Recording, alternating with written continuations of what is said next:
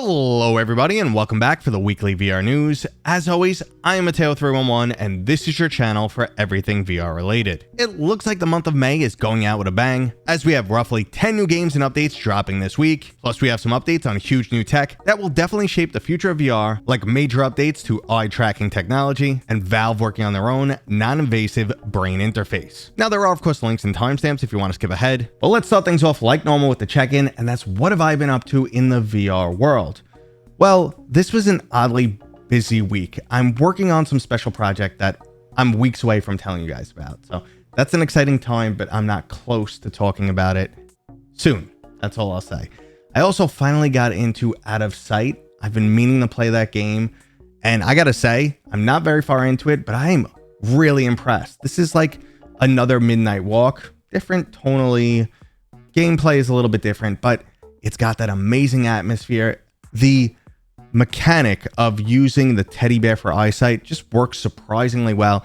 Honestly, I'm really impressed. I wasn't expecting much, and it's super cool. Let's hope it stays that way as I get further in the game, because I'm only like 90 minutes in right now. But so far, I love the style, love the graphics. Just, it's really cool. It's chilling. And on top of that, I just have to admit that I'm completely addicted to Doom. On one hand, it's nostalgic and brings me back to my childhood playing these super fast first-person shooters, but it also has so many new elements that puts this game over the top, and if you haven't tried it yet, I highly recommend it. But let's not waste any more time and get into this week's new releases, starting with Into the Darkness. Into the Darkness is a story-driven first-person shooter with a strong emphasis on physics-based combat. You'll be taking on the role of a special agent with a mission to infiltrate a building filled with hostile robots, but luckily for you, you're armed with the latest technology. Weapons range from the standard pistols, rifles, and shotguns into more unique items like throwing stars, or you could just take out your enemies with some hand-to-hand combat, decapitating and dismembering robots in the process. There's also a full sandbox mode for people who love this type of combat and just want to get as much as possible. Now this week we're also getting the full release of the new roguelite shooter Mechaforce. Like most sci-fi storylines, the future has gone to crap, and we're fighting for our own survival thanks to the help of gigantic mechs. Now, I really haven't seen or heard much about this title, and the fact that not only is it a roguelite, but also doesn't look very good in the trailers, doesn't have me very pumped. I will say though, that's been the case with many other titles, such as Arc and Age, and then when I finally got into it, I was blown away. So based solely on my love of mech fighters, I'm gonna have to give this one a try. Now, for those of you into horror games and looking for something free, the Blumhouse Horrorverse has just come to Horizon Worlds. Horrorverse supports up to 8 people with a gameplay mode similar to Dead by Daylight. One player will take on the iconic role of a villain such as Megan or Babyface, with the simple goal of eliminating everyone else before they can escape from the current lockdown. Now, I've never been the biggest fan of Horizon Worlds, but this looks like it could definitely be a fun gameplay mode, and since it's free, we might as well give it a try.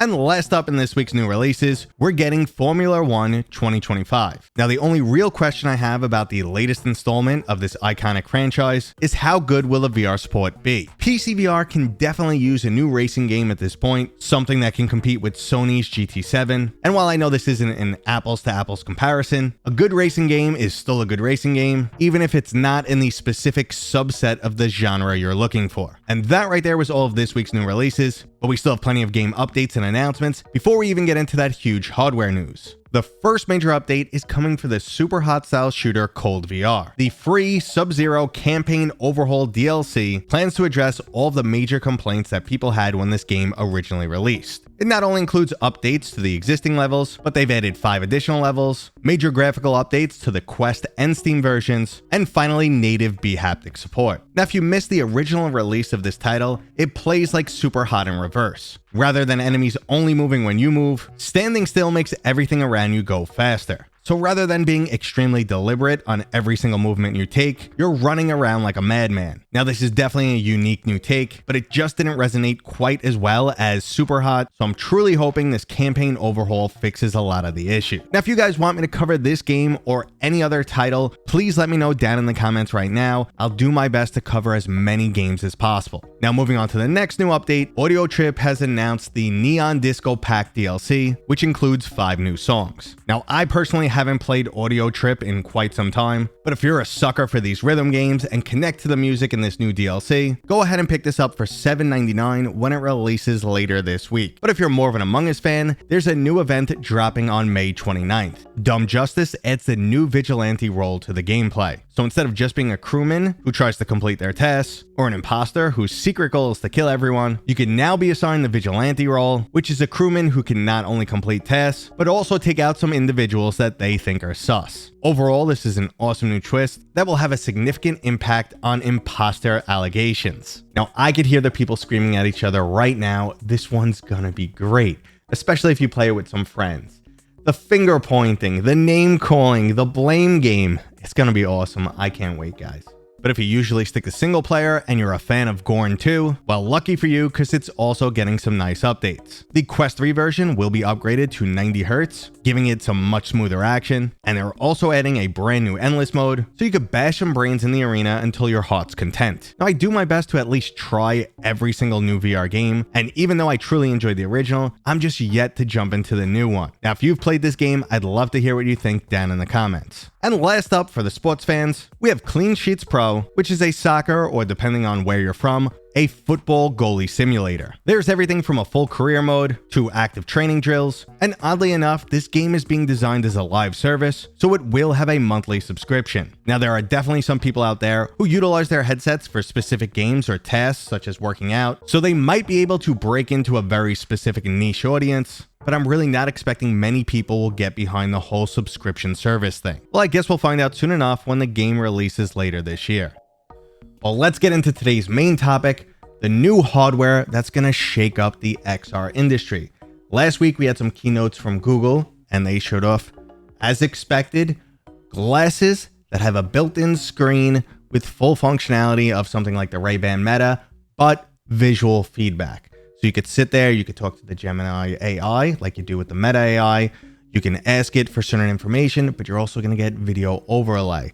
Now, I've spoken many times about how I never expected to like the Ray-Ban Metas, but I fell in love, and I think the functionality of how it connects to your phone and the versatility of it is just amazing. I could turn it on for music. I could do walking navigation with Google Maps, but now having a screen attached adds so much more to this.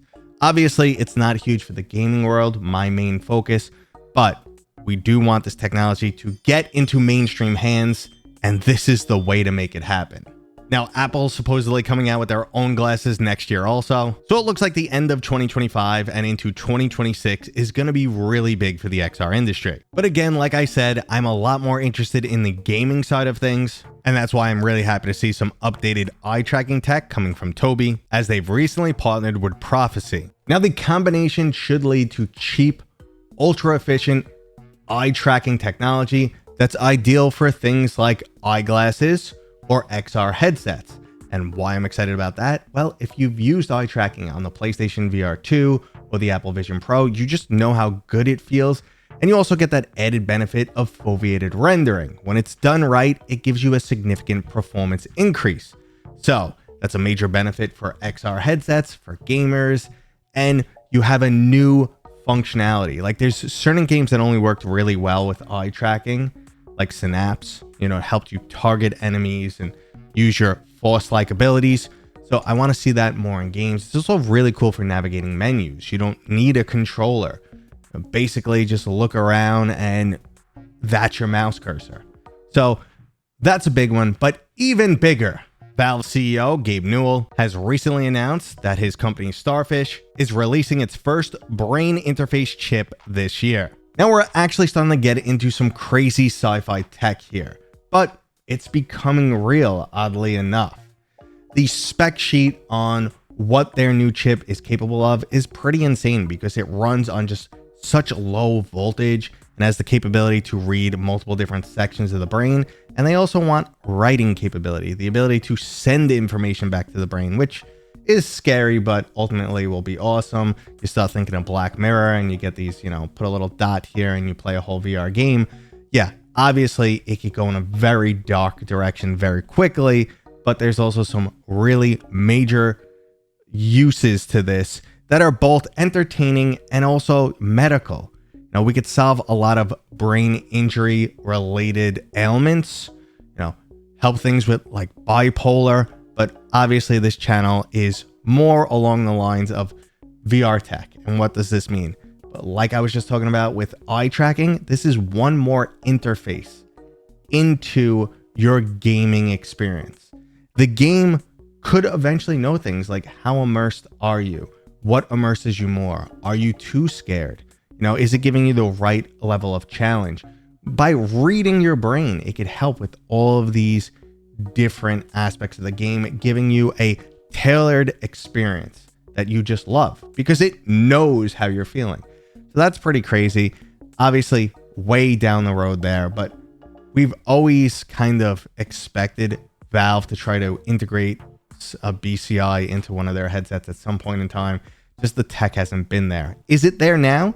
You know, since Gabe started up this new company and has been working on this for years, is it getting there now? Can we see it in something like the Valve Deckard? Probably not, but you never know.